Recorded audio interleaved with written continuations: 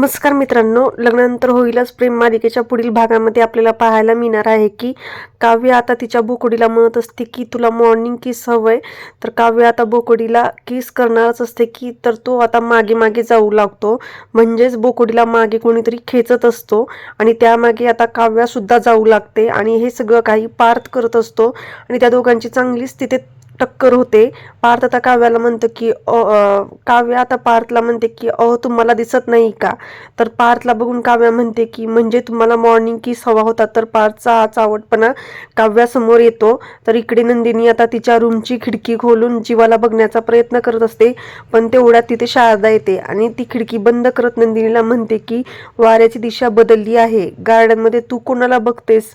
जीवा तिथे नसणार आहे. जेव्हा तो इथे होता, तुला मनवण्याचा प्रयत्न करत होता, तेव्हा तर तुला त्याची किंमत कळली नाही आणि आता तू खिडकीतून कोणाला बघण्याचा प्रयत्न करत आहेस.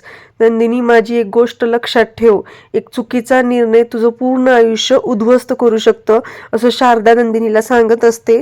तर हा एपिसोड खूपच मनोरंजक होणार आहे, तर पाहायला विसरू नका हा एपिसोड.